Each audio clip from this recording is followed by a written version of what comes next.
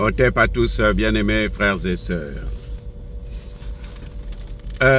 Ça va vous surprendre, mais quand vous regardez bien ce qui se passe, suivez un peu ma logique d'ailleurs, je vais vous dire une chose. L'Ukraine est indépendante, neutre, pas libre.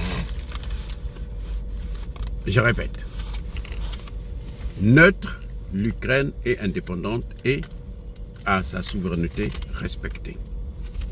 Vous avez vu la Suisse? La Suisse n'a jamais eu de problème particulier. Et la Suisse était même devenue le pays le plus dangereux. C'est maintenant seulement qu'on commence à découvrir ça. L'un des pays occidentaux les plus dangereux, les plus criminogènes. Donc, c'est ce statut-là qui convient plutôt à l'Ukraine. Parce que l'Ukraine est partagée. Si l'Ukraine rentre dans l'OTAN, regardez, l'Ukraine rentre dans l'OTAN. À supposer qu'aujourd'hui l'Ukraine rentre dans l'OTAN. Ok? Quand elle rentre dans l'OTAN, qu'est-ce que l'OTAN va faire? Mais l'OTAN va amener ses bases militaires là-bas en Ukraine. Ce sont ces mêmes bases militaires-là qui ont colonisé l'Europe, la France, l'Allemagne, l'Italie et tous ces pays-là. Ils sont aujourd'hui des colonies. On ne peut rien dire. Ce sont des colonies des États-Unis. Ça convient pour eux parce qu'ils sont en train de payer sur la loi du karma. Ils ont colonisé des pays africains. Maintenant, eux-mêmes aussi, on les colonise.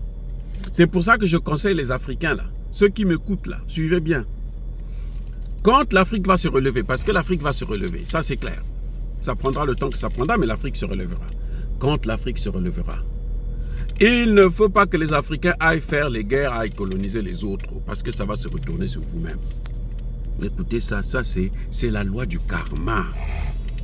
Ici on dit karma is a bitch. Vous comprenez? Alors, si les États-Unis viennent mettre des bases militaires en Ukraine, ça veut dire qu'ils vont faire de l'Ukraine des pays comme l'Allemagne, comme tous les autres pays européens qui sont membres de l'OTAN, qu'ils colonisent. Donc, il n'y a pas d'indépendance, il n'y a pas de souveraineté. Aujourd'hui, en France, c'est même criarde. Ce sont les États-Unis qui nomment le président, qui nomme les ministres, les dirigeants et tout.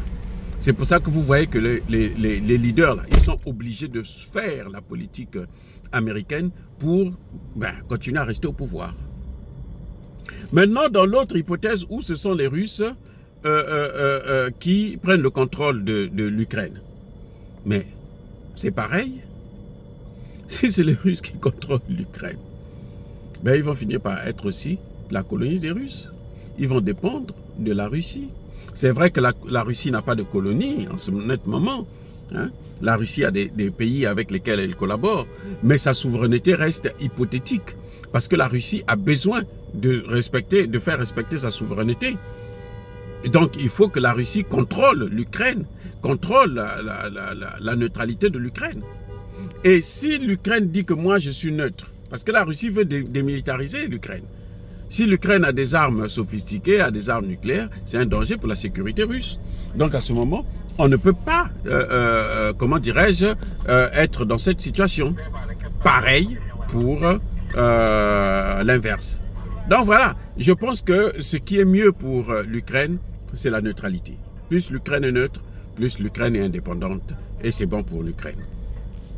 Allez, soyez bénis.